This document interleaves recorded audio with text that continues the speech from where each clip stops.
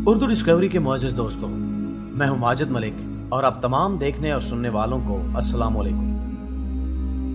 ناظرین گرامی، تاریخ کی کتب میں ایسے ہوشربا واقعات درج ہیں کہ جن کی تفصیل پڑھنے کے بعد حضرت انسان پر سکتے کی سی کیفیت طاری ہو جاتی ہے۔ آج کی ویڈیو کا موضوع بھی تاریخ کی ایک ایسی عورت ہے جس کے بارے میں کہا جاتا ہے کہ وہ زندگی میں صرف 2 بار ہی نہ آئی۔ غلیظ ترین ملکہ کہلائی جانے والی یہ عورت آج بھی تاریخ کے اوراق پر ایک سیاہ داستان کی صورت ملتی۔ اس ملکہ کو ایزابیل کے نام سے جانا جاتا ہے۔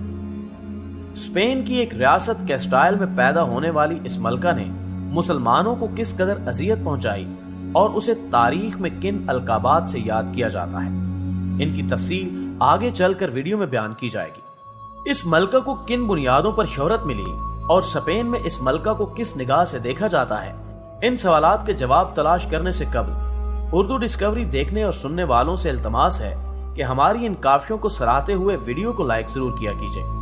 تاہم نئے آنے والے دوستوں سے بھی گزارش کرتے چلیں کہ وہ پہلے ہمارے چینل کو سبسکرائب کرتے ہوئے ساتھ موجود گھنٹی کے بٹن کو بھی دبا دیں تاکہ ہماری آئندہ آنے والی دیگر ویڈیوز بھی باقاعدگی کے ساتھ آپ تک پہنچتی رہیں۔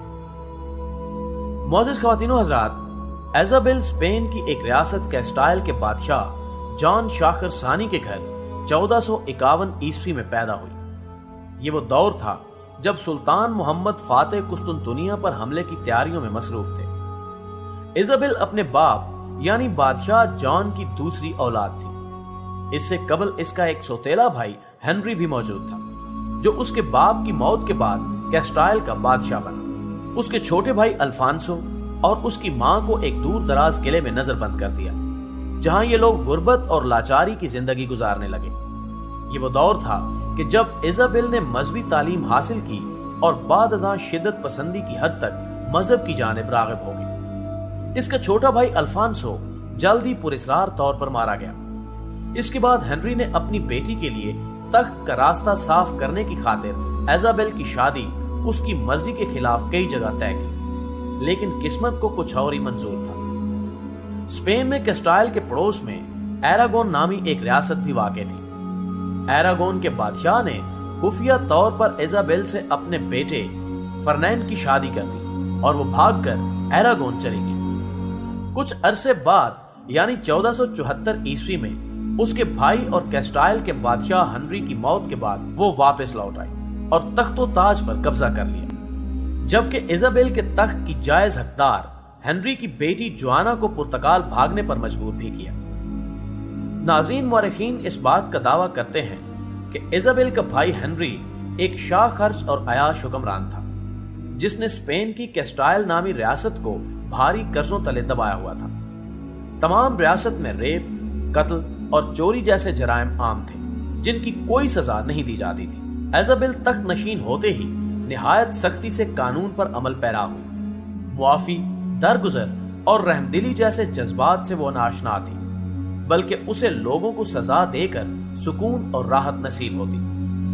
جلد ہی ملکہ ایزابیل نے ریاست کے شرفاء اور امراء سمیت تمام جرائم پیشہ افراد کو تیر کی طرح سیدھا کر دیا، جبکہ اپنی زبردست معاشی پالیسیوں کے سبب نہ صرف قرض سے نجات پائی بلکہ شاہی خزانہ پھر سے بھر گیا۔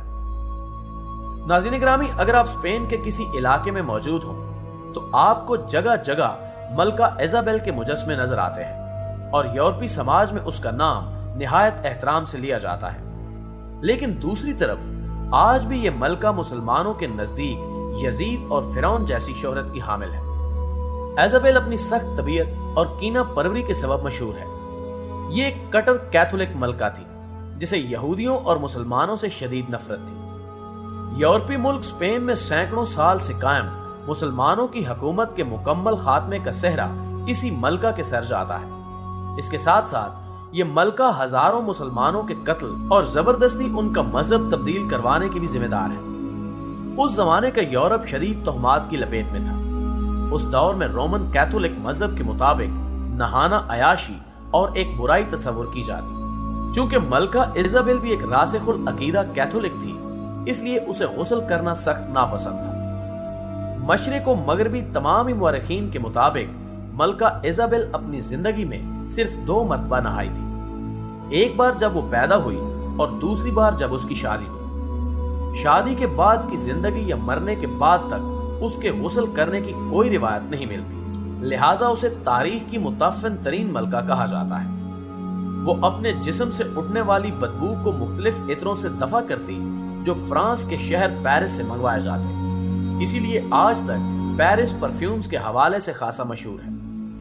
ناظرین گرامی، جب وہ بحیثیت فاتح مسلمان کی ریاست گرناطہ میں داخل ہوئی تو اسے جا بجا مسلمانوں کے تعمیر کردہ حمام یعنی غسل خانے نظر آئے۔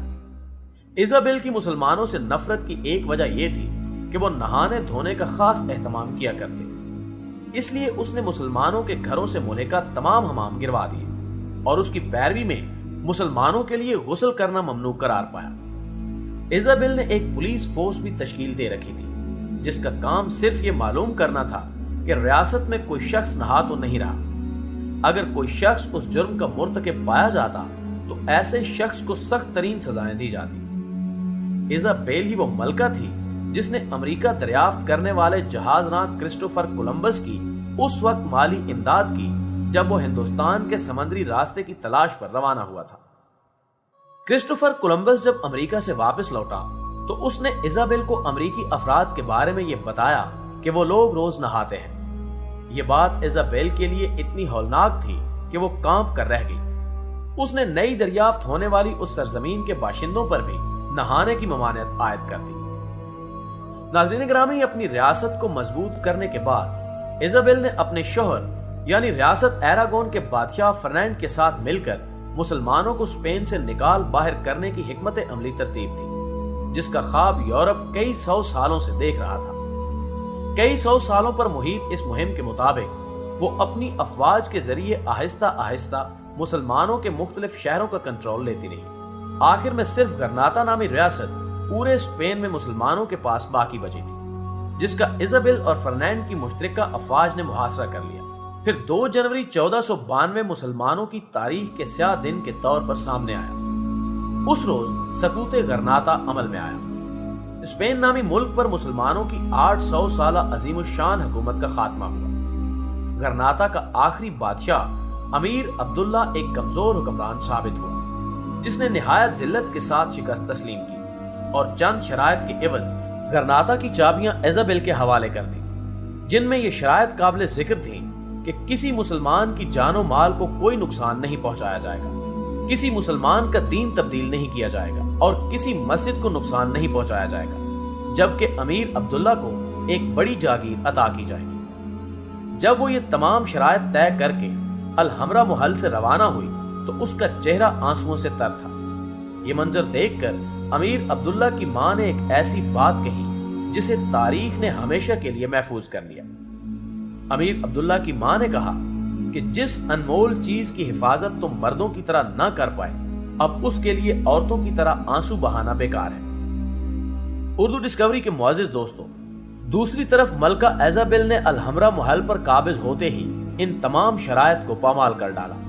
مسلمانوں کی جان و مال کچھ محفوظ نہ رہا۔ ہزاروں مسلمان لڑکیوں کی عصمت دری کی گئی، مسجدوں کو استبل بنا دیا گیا، جبکہ کچھ مساجد شہید کر دی گئی۔ اب ایک حکم نامہ جاری کیا گیا جس کے مطابق اسپین میں موجود تمام مسلمان عیسائیت قبول کر لیں، ورنہ انہیں قتل کر دیا جائے گا۔